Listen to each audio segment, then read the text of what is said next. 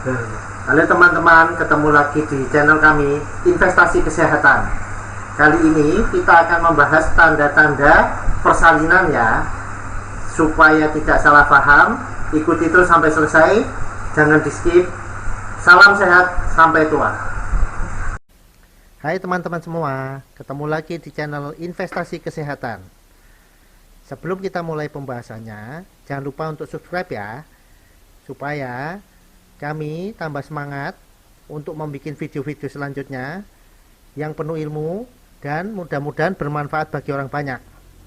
Oke, tanpa berlama-lama lagi, langsung aja kita bahas materinya. Salam sehat sampai tua. Cekidot. Jadi ada beberapa tanda yang menunjukkan bahwa akan terjadi persalinan. Jadi satu, tandanya adalah keluar lendir campur darah. Yang kedua, tandanya bisa jadi keluar air ketuban.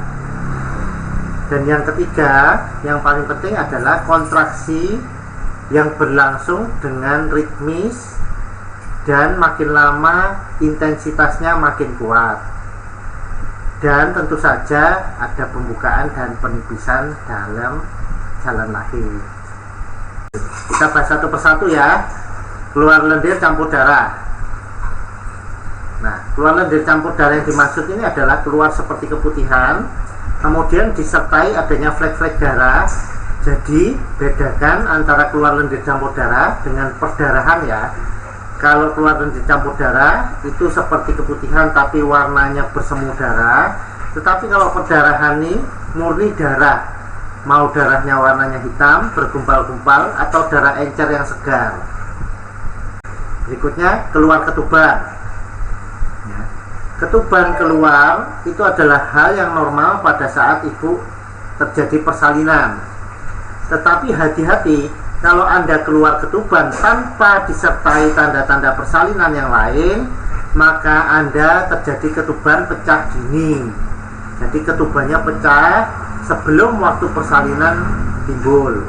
Nah, ini adalah tanda bahaya. Jadi ini mesti dibedakan betul antara pecah ketuban tok sama pecah ketuban ketika pada saat persalinan. Kalau Anda bingung, jangan ragu-ragu untuk berkonsultasi dengan petugas kesehatan setempat.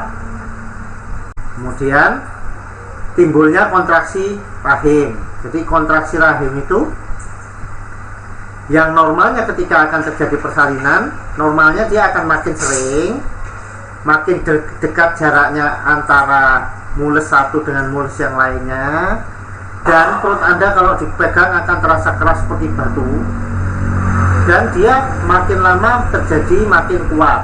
Jadi makin lama justru makin kuat intensitasnya. Nah, ini bisa saja pada saat persalinan berlangsung terjadi persalinan yang macet, jadi kontraksinya bisa jadi hilang. Nah, ini hal yang tidak kita harapkan. Tapi kalau yang normal, makin lama dia akan makin sering dan makin kuat kontraksinya. Tanda persalinan berikutnya ada pembukaan dan penipisan. Jadi yang namanya mulut rahim itu serviks ya. Jadi mulut rahim dengan vagina itu berbeda. Mulut rahim kemudian akan membentuk segmen bawah rahim. Kemudian pada saat persalinan, segmen bawah rahim yang tadinya tebal menjadi tipis karena dia tertarik gini. Setelah itu terjadi pembukaan. Jadi yang tadinya di mulut rahim itu ada lubangnya sedikit gitu, sekarang lubangnya akan makin membesar. Nah, itulah yang kita hitung pada saat kita periksa dalam. Pembukaan antara 1 sampai 10. Jadi itu tadi adalah 4 tanda-tanda persalinan yang bisa kita amati. Tetapi pada 4 tanda ini juga bisa terjadi kelainan ya teman-teman. Jadi kalau terjadi kelainan, misalnya kontraksi yang tadinya kencang, sering, kemudian tiba-tiba makin jarang, makin tidak kuat, dan misalnya tadi keluar lendir campur darah, sekarang tiba-tiba tidak keluar apapun. Nah, kalau ketuban pecah, kalau warnanya bukan jernih, misalnya dia jadi hijau atau bahkan ketubannya campur darah, nah ini akan berbahaya sekali untuk si bayinya. Nah, jadi dari pembahasan tadi bisa disimpulkan ada 5P ya, 5P yang akan membuat suatu persalinan itu berjalan baik atau tidak. 5P, ingat ya, 5P. P pertama adalah power, kekuatan. Nah, ini dilihat dari kontraksinya tadi. P kedua adalah passage, jadi jalan lahir. Jalan lahir ini tergantung dari ibunya ya. Kemudian P ketiga adalah passenger. Passengernya adalah yang mau keluar, jadi si bayinya. P keempat adalah penolong. Dan P kelima adalah psikologis dari ibunya itu.